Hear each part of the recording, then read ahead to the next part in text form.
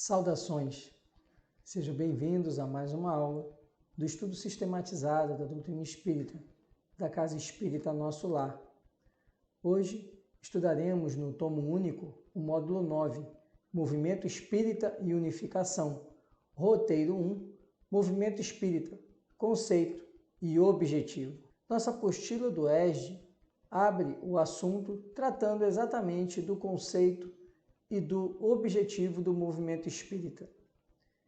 E explica o seguinte: em verdade, não se pode falar em movimento espírita antes da codificação, pois somente após esta é que o espiritismo surgiu como doutrina. A movimentação humana em torno das ideias espíritas só aconteceu após a revelação destas pelo plano espiritual e sua posterior compilação por Allan Kardec. Só a partir daí, portanto, há de falar em ação dos espíritos visando a propagação do espiritismo. Esse trecho é um trecho da própria Federação Espírita Brasileira, em que explica o início do movimento espírita. E já nos apresenta que falar em espiritismo, falar em movimento espírita, é ter ideia do marco temporal em que isso acontece, em que o início desse movimento, chamado espiritismo ou doutrina espírita, acontece. E esse início é marcado com a codificação realizada por Allan Kardec. Como nós já estudamos no livro 1, no tomo 1 do ESD, nós vimos que os fenômenos espíritas, os fenômenos mediúnicos, eles acontecem desde que a humanidade existe. Entretanto, a ótica de compreensão desses fenômenos, a reunião de pessoas com o propósito de estudo desses fenômenos, de aproveitar os ensinamentos dos espíritos, só se dá efetivamente após a difusão da codificação realizada por Allan Kardec, da estruturação do estudo dos fenômenos mediúnicos realizada por Kardec. Sendo assim, diremos que movimento espírita é o conjunto das atividades que tem por objetivo estudar, divulgar e praticar a doutrina espírita, contida nas obras básicas de Allan Kardec, colocando-a ao alcance e ao serviço de toda a humanidade. As atividades que compõem o movimento espírita são realizadas por pessoas, isoladamente ou em conjunto, e por instituições espíritas. Então, temos agora aqui já o conceito de movimento espírita, que nada mais é do que o conjunto das atividades realizadas com o fim de estudar, divulgar e praticar os ensinamentos codificados por Kardec a respeito da convivência com o mundo dos espíritos e daquilo que nós recebemos de orientações e ensinamentos dos espíritos. Então, ainda temos que a finalidade do movimento espírita é colocar a serviço da humanidade esse conhecimento, esses ensinamentos. Então, o movimento espírita não é um fim em si mesmo, e sim, ele é o conjunto de atividades que vão propiciar a compreensão dos fenômenos envolvendo o mundo espiritual, a necessidade que o homem tem de buscar sua reforma íntima e ainda a aplicação desses ensinamentos, de maneira a ajudar a transformação do homem individualmente e da sociedade já no aspecto coletivo. Instituições espíritas compreendem os grupos, centros ou sociedades espíritas que desenvolvem atividades gerais de estudo, difusão e prática da doutrina espírita e que podem ser de pequeno, médio ou grande porte. As entidades federativas que desenvolvem as atividades de união das instituições espíritas e de unificação do movimento espírita. As entidades especializadas que desenvolvem atividades espíritas específicas, tais como as de assistência e promoção social e as de divulgação doutrinária. E ainda os pequenos grupos de estudo do espiritismo, fundamentalmente voltados para o estudo inicial da doutrina espírita. Então, nós podemos classificar o movimento espírita como formado por 4 tipos de instituições. Nós temos os grupos, centros, também chamados de casas espíritas, que são exatamente as entidades que vão congregar pessoas com o propósito de estudar, divulgar e praticar a doutrina espírita. Temos o outro grupo, que são as entidades federativas. Essas já têm por finalidade congregar exatamente esses grupos, então, e manter um funcionamento organizado, uma orientação de atuação da atividade do movimento espírita entre esses grupos, casas espíritas, centros espíritas. Temos outras entidades que são chamadas entidades especializadas, que têm atividades espíritas específicas. E aí nós vamos encontrar nas especializadas, por exemplo, a AME, Associação Médico Espírita, a ABRAME, Associação Brasileira dos Magistrados Espíritas, dentre outras entidades que nós vamos estudar mais profundamente no próximo roteiro. E ainda temos os chamados pequenos grupos de estudo. Esses são formados com a finalidade de realizar os estudos iniciais da doutrina espírita. A ação dos espíritas em torno da divulgação do espiritismo enfrenta, porém, muitos obstáculos. Kardec os entrevê como se constata em vários de seus escritos. Muitas de suas palavras, embora reflitam a situação da época do surgimento da doutrina espírita, aplicam-se com as devidas adaptações à atualidade. Assim é que, conforme acentua, um dos maiores obstáculos capazes de retardar a propagação da doutrina seria a falta de unidade. O único meio de evitá-la, se não quanto ao presente, pelo menos quanto ao futuro, é formulá-la em todas as suas partes e até nos mais mínimos detalhes, com tanta precisão e clareza, que impossível se torna qualquer interpretação divergente. Somente o espiritismo bem entendido e bem compreendido pode tornar-se, conforme disseram os espíritos, a grande alavanca de transformação da humanidade. Um dos aspectos que Kardec registrava em sua obra, e nós encontramos isso na obra O que é Espiritismo, nos escritos compilados de Kardec em obras póstumas, é justamente a ausência de unidade, a ausência de padrões, de regramentos mínimos que devem orientar aqueles que buscam a doutrina espírita, que estudam e praticam os ensinamentos da doutrina espírita.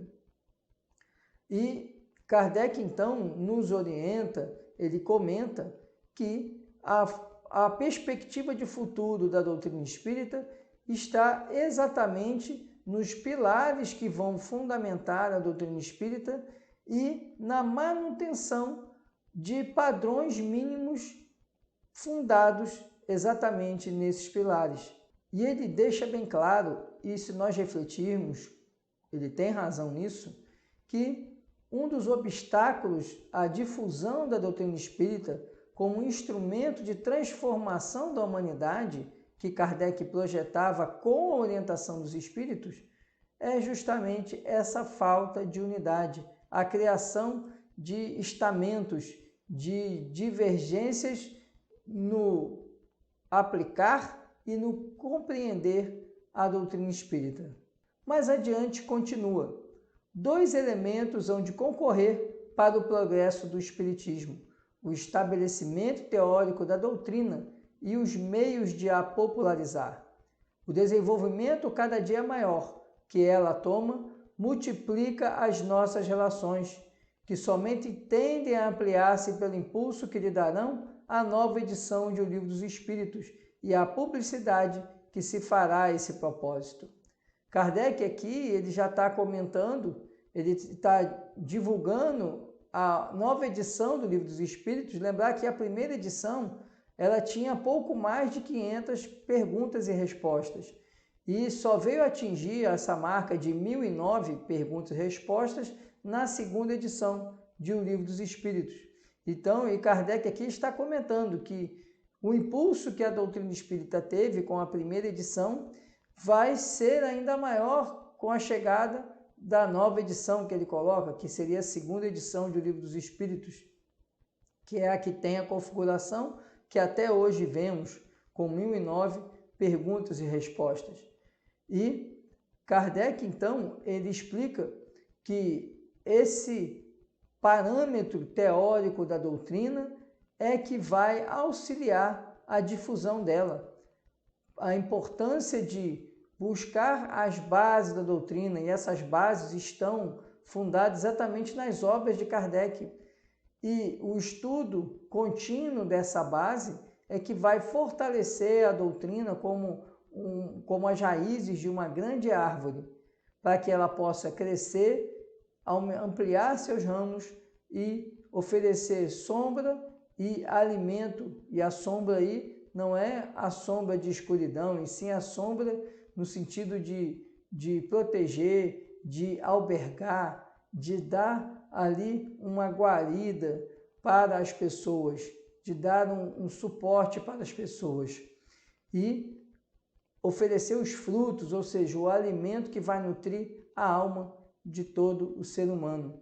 Como se vê, essas palavras do codificador datam da época da segunda edição de O Livro dos Espíritos, em 1860, ocasião em que a doutrina espírita ainda estava sendo elaborada, denotando, contudo, a sua preocupação quanto à unidade do Espiritismo, para que fosse bem compreendido e assim corretamente divulgado.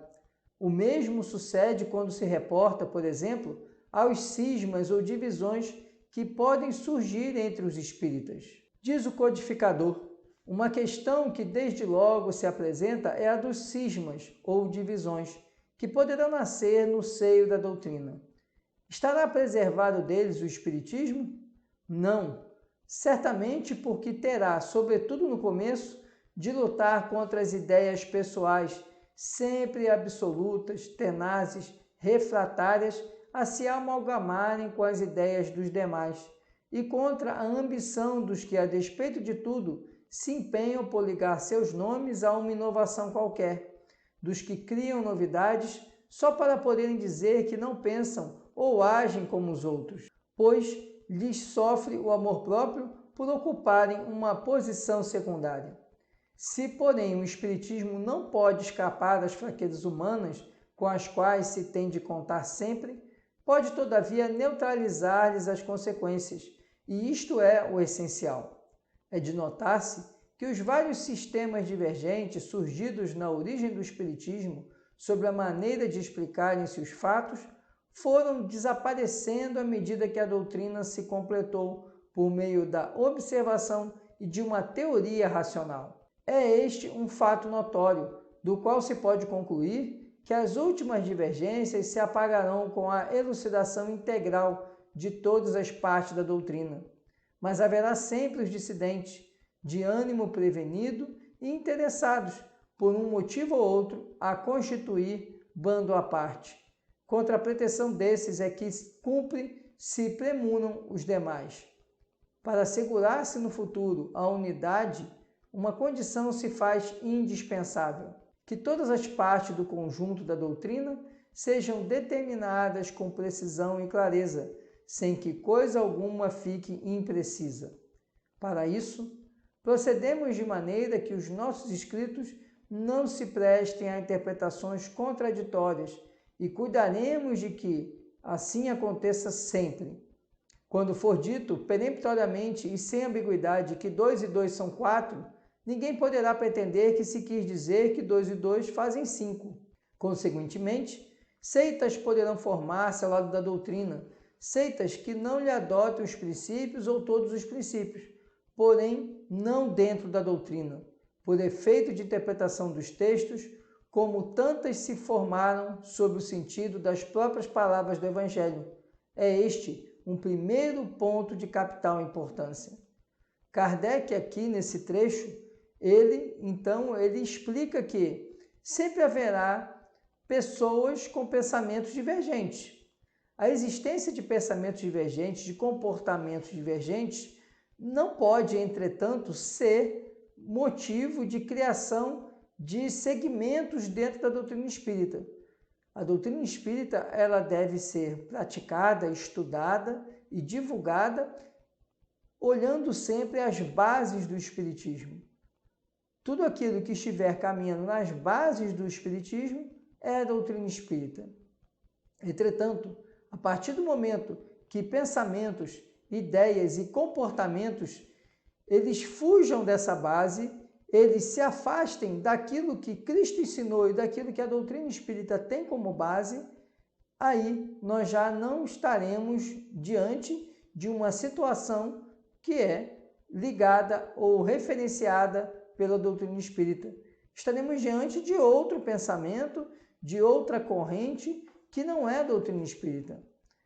Isso só significa que a doutrina espírita ela tem que manter a pureza de sua base e de sua filosofia e ser fiel a essa pureza e a essa base. Adotar procedimentos, comportamentos que fogem dessa base é simplesmente não estar caminhando dentro da doutrina espírita. E como coloca Kardec, isso apenas significa a criação de outra corrente de pensamento.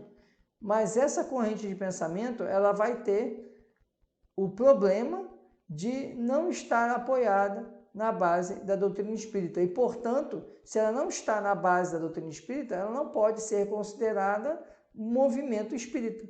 Porque o movimento espírita, nós vimos que são as atividades de estudo, divulgação e prática da doutrina dos espíritos. E Kardec, então, nesse momento aqui que nós vimos essa reflexão dele, ele nos apresenta que o homem, ele é uma individualidade. E, em razão dessa individualidade, ele adota comportamentos distintos. Essa prática desses comportamentos, ela deve ser refreada pelo próprio indivíduo, para que ele não fuja dos ensinamentos doutrinários. Se o comportamento ele foge dos ensinamentos doutrinários de Kardec, que estão apoiados no cristianismo redivivo, nos ensinamentos do Cristo, então, fugindo desse segmento, você não estará mais caminhando dentro do movimento espírita. Você estará, sim, criando ou desenvolvendo uma atividade à parte e fora das bases do movimento espírita. O segundo ponto está em não se sair do âmbito das ideias práticas. Se é certo que a utopia da véspera se torna muitas vezes a verdade do dia seguinte, deixemos que o dia seguinte realize a utopia da véspera. Porém, não atravanquemos a doutrina de princípios que possam ser considerados quiméricos e fazer que arrepilam os homens positivos. Então, outro ponto aqui que Kardec coloca é que o espiritismo não pode ser uma doutrina, não pode ser uma prática de quimeras, de sonhos, de ilusões.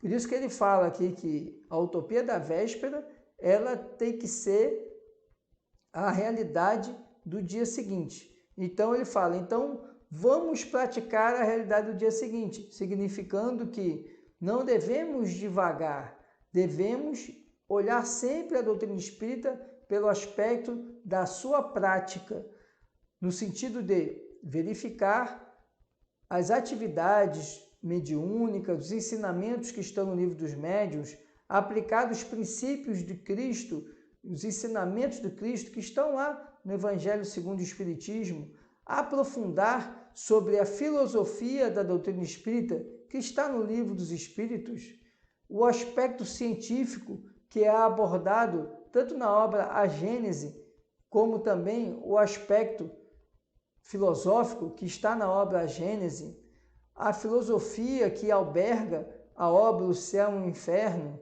bem como o aspecto ali também científico, que é o diálogo com os espíritos e o aprendizado que esses espíritos podem nos externar. Tudo isso são situações concretas e não meras ilusões. E da mesma forma, o segundo ponto fundamental do movimento espírita é que ele deve se orientar pela prática dos ensinamentos da doutrina, pela aplicação deles, e não por aquilo que eles deveriam ser, e daí construir-se regras, filosofias, princípios, mas que não são levados à prática. Então, a doutrina espírita e o movimento espírita tem que se basear na prática dos ensinamentos. E que ensinamentos? Aqueles que advêm do espiritismo, dos espíritos, do plano superior, mas também aqueles que estão na base da doutrina trazida por Kardec. O terceiro ponto, enfim, é inerente ao caráter essencialmente progressivo da doutrina. Pelo fato de ela não se embalar com os sonhos irrealizáveis, não se segue que se imobilize no presente.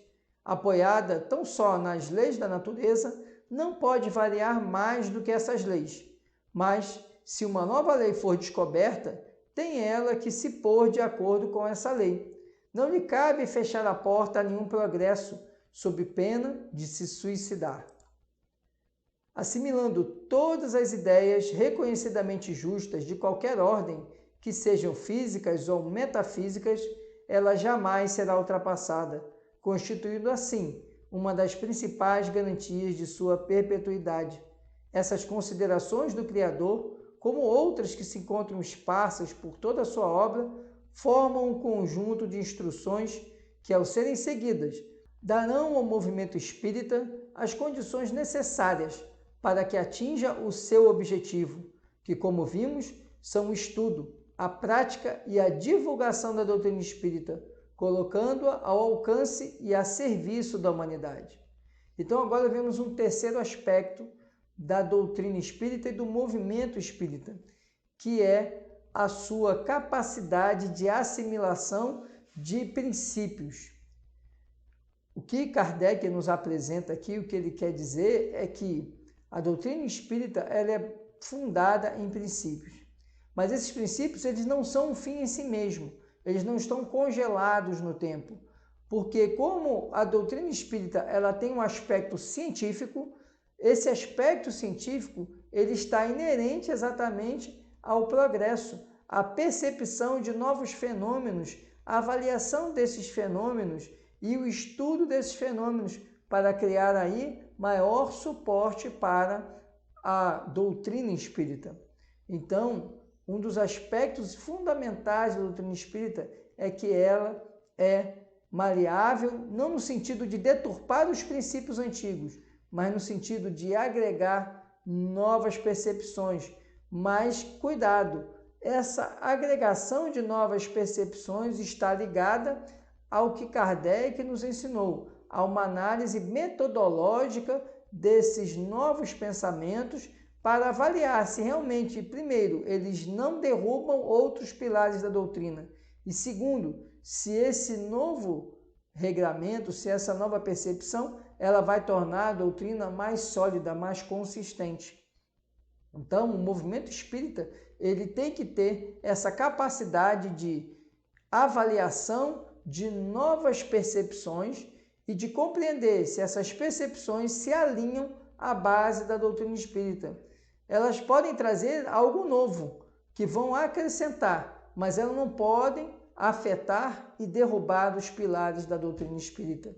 Então, o aspecto científico e o aspecto filosófico aí, junto com o aspecto religioso, todos esses aspectos, eles devem estar presentes também nessas novas percepções, nessas novas compreensões que vão levar à evolução da doutrina espírita.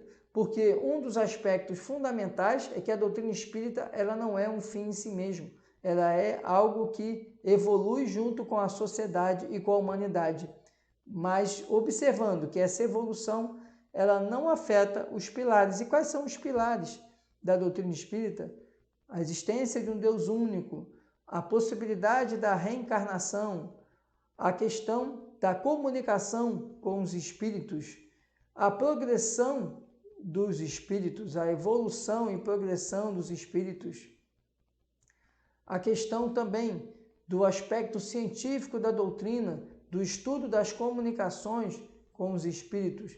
Esses e tantos outros são os pilares da doutrina espírita. E esses pilares não podem ser derrubados, afetados por novos pilares que venham surgindo na construção do edifício espiritual do movimento espírita. Vamos ver agora o movimento espírita e a doutrina espírita. O conceito de movimento espírita antes mencionado torna clara a diferença entre este e doutrina espírita. O movimento espírita é, desse modo, a ação dos espíritas enquanto doutrina espírita. É o conjunto de princípios e leis revelados pelos espíritos superiores, contidos nas obras de Allan Kardec, que constitui a codificação espírita, o Livro dos Espíritos, o Livro dos Médiuns, o Evangelho segundo o Espiritismo, o Céu e o Inferno e a Gênese. Então aqui nós vemos agora que o conceito do movimento espírita ele está intrinsecamente ligado à base da doutrina espírita. E que base é essa? O que é a doutrina espírita? É exatamente o conjunto de princípios e leis que foram revelados pelos espíritos superiores e que compõem o chamado Pentateuco kardeciano. O que seria esse Pentateuco? O Pentateuco são 5 livros. Então, nós temos aí o Livro dos Espíritos, que foi o primeiro pilar, o Evangelho segundo o Espiritismo, o Livro dos Médiuns, o Céu e o Inferno e a Gênese. Essas obras, o conjunto dessas obras trazem a base da doutrina espírita. E é essa base da doutrina espírita que é a fonte, o alimento que fornece ali o substrato para que o movimento espírita desempenhe suas atividades, que são, como nós já vimos, estudo, divulgação e prática da doutrina espírita.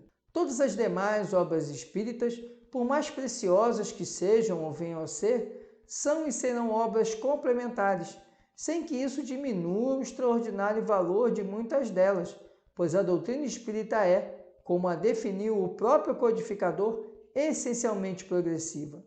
A doutrina espírita está imune a deturpações, porque qualquer ideia ou conceito que se mostre incompatível com os princípios consagrados nas obras da codificação poderá ser tudo, menos espiritismo. Já o movimento espírita, por ser movimento livre de pessoas e instituições humanas, sem obrigações de obediência compulsória a hierarquias religiosas que não possuímos, não goza da mesma imunidade, exigindo, em razão disso, de cada espírita em particular e de cada grupo ou instituição espírita, uma vigilância permanente no mais alto sentido, para que nenhuma deturpação comprometa a pureza dos ideais que abraçamos.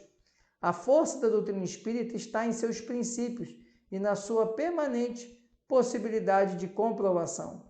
A razão de ser do movimento espírita só pode ser a divulgação e a prática da doutrina espírita.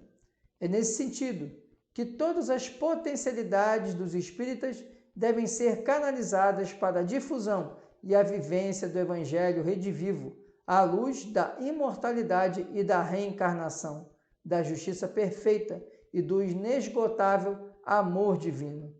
Cada página de livro, jornal ou revista espírita, cada programa espírita de rádio ou televisão, cada palestra ou conferência espírita constituem sagrada oportunidade para a divulgação dos princípios e dos esclarecimentos da doutrina dos espíritos, levando a alma do povo às sementes da consolação e da esperança, do entendimento superior da vida e de uma nova conceituação da verdadeira fraternidade, com base nas sublimes verdades reveladas pelo Consolador prometido e enviado por Jesus.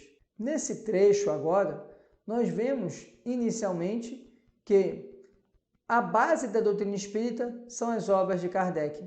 As outras obras que surgem e que integram a bibliografia da doutrina espírita, elas são importantes, entretanto, elas não são parte da base, mas todas elas, para serem consideradas obras ligadas à doutrina espírita, têm que trazer ali o princípio, o fundamento que Kardec apresentou.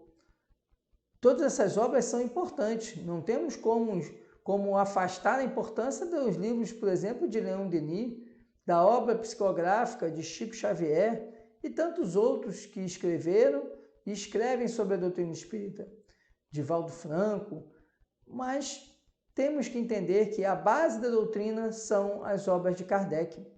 E interessante que todos eles, tanto Chico como Divaldo, e os grandes autores do Espiritismo, todos eles referenciam as obras de Kardec como o fundamento. Então, nós não podemos perder de vista que os livros espíritas são importantes. É importante estudar as obras de Manuel Filomeno de Miranda, por exemplo, as obras trazidas pelas mãos de Chico Xavier, seja do Espírito Emmanuel, do Espírito André Luiz e de tantos outros espíritos que se valeram das mãos de Chico Xavier. As obras de Joana de Ângeles, também utilizando as mãos de Divaldo Franco para se materializar no nosso mundo corpóreo. Todas essas obras são importantes, mas não podemos nunca perder de vista a base que é a doutrina dos espíritos. E outro aspecto importante, qualquer obra que venha conflitar com a base de Kardec, ela vai ser uma obra, mas não vai estar ligada ao espiritismo, porque ela traz fundamentos que conflitam com os fundamentos de Kardec. Então, nesse conflito, não pode subsistir aquilo que vem para derrubar a base, que é a obra de Kardec. Como nós vimos, a doutrina espírita é uma doutrina progressiva. Ela acompanha o progresso da sociedade. Mas o progresso não significa destruir a base. Significa trazer novos pilares e continuar erguendo esse prédio que é o movimento espírita. E outro aspecto que o texto apresenta importante também é que a doutrina espírita, enquanto doutrina, enquanto filosofia, ciência e religião, ela tem essa base bem sólida, bem consolidada. Mas o mesmo não se pode dizer do movimento espírita, porque exatamente o movimento espírita é composto por pessoas, por espíritos encarnados, dotados das suas imperfeições, e isso afeta essa singularidade da doutrina espírita, porque cada pessoa vai apresentar uma ideia divergente, um pensamento divergente, muitas vezes é enganoso, equivocado, e isso vai gerar perturbações nessa unicidade. Mas o que deve ser feito é sempre buscar a unidade através dos princípios que são a base da doutrina espírita. Quando nós mergulhamos nos princípios que são a base da doutrina espírita, nós conseguimos manter a unidade do movimento espírita. E outro aspecto importante que o texto nos apresenta é que a doutrina espírita, diferente de outras linhas filosófico-religiosas, ela não está apoiada num papel de liderança. Não existe um líder, abre aspas, religioso na doutrina espírita. Não existe alguém que é o dirigente máximo. A doutrina espírita é uma construção de homens imperfeitos que buscam, através do estudo dos ensinamentos dos espíritos, evoluir. Então, são homens, quando eu digo homens, aí homens e mulheres, seres humanos, que aspiram à evolução espiritual, o crescimento espiritual. E na busca desse crescimento espiritual, não pode conviver com segmentos, com discriminações, com afastamentos. A única situação que deve se cuidar é de se manter a base da doutrina espírita, que não se confunde com o movimento espírita. O movimento espírita, então, tem que congregar pessoas que, comungando da base da doutrina espírita, buscam adotar comportamentos e transferir esses comportamentos às instituições de que fazem parte, que observem a base da doutrina espírita. E segue o texto dizendo que a razão de ser do movimento espírita é a divulgação e a prática da doutrina espírita. E quando a gente fala em prática, não é apenas a prática no sentido da atividade mediúnica, é a prática da aplicação dos ensinamentos do Cristo na vida, nos momentos do cotidiano e também ali no grupo espírita, na casa espírita, na federação espírita, enfim, em qualquer entidade que integre o movimento espírita.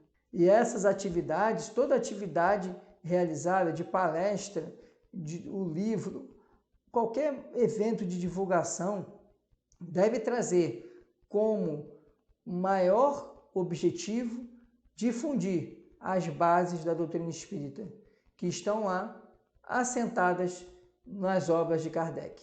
Todo aquele a quem a luz da doutrina espírita já iluminou tem o indeclinável dever de aproveitar integralmente as possibilidades que o Senhor da vinha lhe concede para estender a luz do conhecimento e do amor com simplicidade e eficiência, desprendimento e sinceridade. Para falar ao povo simples, o exemplo de Jesus não deve ser esquecido. A linguagem deve ser singela e direta, franca e fácil, como a própria verdade. Importante é levar a mensagem do Espiritismo ao povo com correção e nobreza, elevação e dignidade. Então, um dos propósitos da doutrina espírita é exatamente divulgar seu conhecimento. A doutrina espírita não é um círculo fechado em que as pessoas ali comungam da doutrina espírita e que só podem se alimentar daqueles ensinamentos aqueles que estão naquele círculo fechado.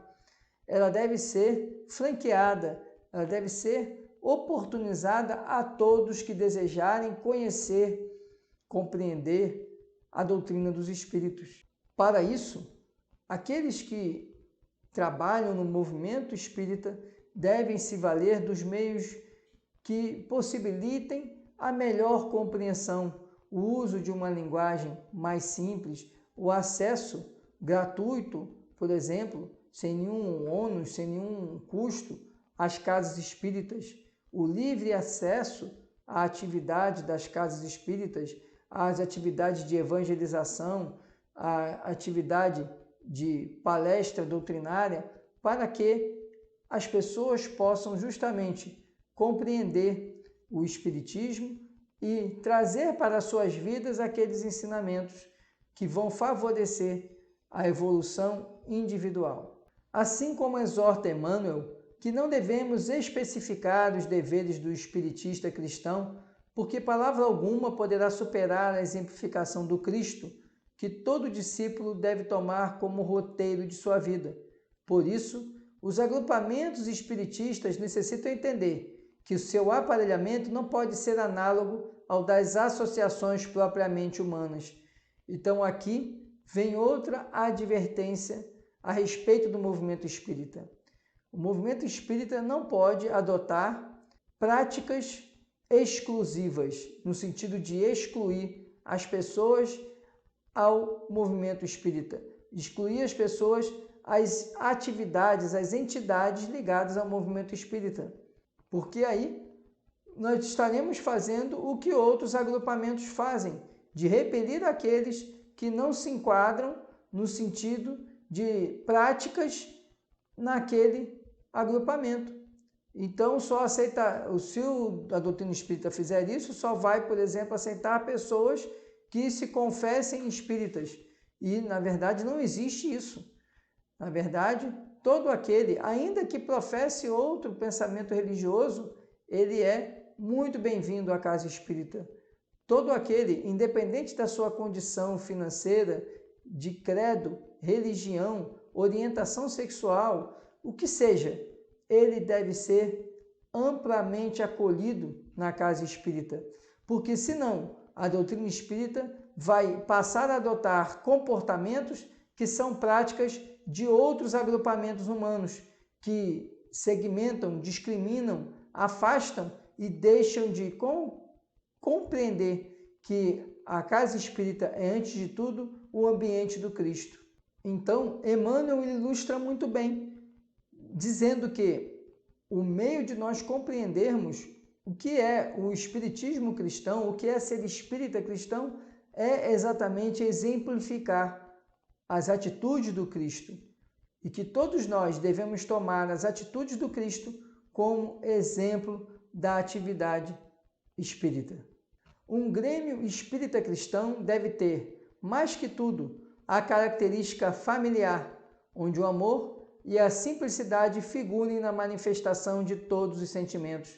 Em uma entidade doutrinária, quando surgem as dissensões e lutas internas, revelando partidarismos e hostilidades, é sinal de ausência do Evangelho nos corações, demonstrando-se pelo excesso de material humano e pressagiando o naufrágio das intenções mais generosas. Nesses núcleos de estudo, nenhuma realização se fará sem fraternidade e humildade legítimas, sendo imprescindível que todos os companheiros entre si vigiem na boa vontade e na sinceridade, a fim de não transformarem a excelência do seu patrimônio espiritual numa reprodução dos conventículos católicos, inutilizados pela intriga e pelo fingimento. Cuidemos, pois, para que a doutrina espírita se apresente sempre diante do mundo com sua pureza original, buscando vivenciar os seus princípios, enquanto realizamos as atividades que nos competem dentro do movimento espírita. Encerrando agora aqui o nosso estudo, nós temos aqui uma abordagem que nos explica um pouco do que Kardec também fala ali em Obras Póstumas. Aqui nós temos a visão de que o núcleo espírita ele tem que ser como uma entidade familiar. E a gente sabe, família não é a congregação de pessoas que vivem em absoluta paz e harmonia. Não, há diferenças de pensamentos, de comportamentos, porque todos somos espíritos imperfeitos caminhando para um esforço evolutivo. Mas a ideia de ser um agrupamento como uma família é justamente a prática da tolerância, a prática ali do esforço individual na reforma íntima. E aqui o texto adverte que quando surgem as dissensões dentro da casa espírita, levadas por partidarismos, por pensamentos políticos, econômicos, que não estão alinhados com a doutrina espírita, isso aí vai iniciar o naufrágio desse segmento do movimento espírita.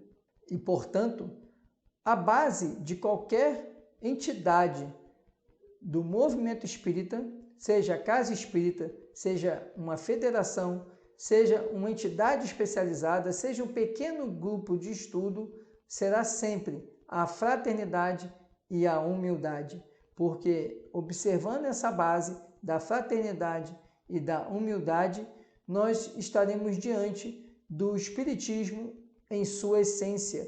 E caminhando no Espiritismo na sua essência, estaremos seguindo na direção ensinada por Kardec e principalmente trazida por Jesus. Porque Kardec só veio materializar o Consolador prometido, a doutrina espírita, que Jesus já havia anunciado na sua estada aqui no planeta Terra. Então, que possamos compreender que as dissensões, as práticas voltadas para ritualísticas, elas não estão conduzindo aquilo que a doutrina espírita apregoa, não estão alinhadas com a base da doutrina espírita. E por isso, estaremos assim, caminhando em trilhas equivocadas. Precisamos caminhar no grande caminho, numa grande jornada aberta por Jesus, que não admite fugas ou locais alternativos. Ela está pautada exatamente nos ensinos de Jesus que estão ali segmentados, esclarecidos na base da doutrina espírita. Esse era o conteúdo que tínhamos para a aula de hoje. Muito obrigado pela atenção e até a nossa próxima aula.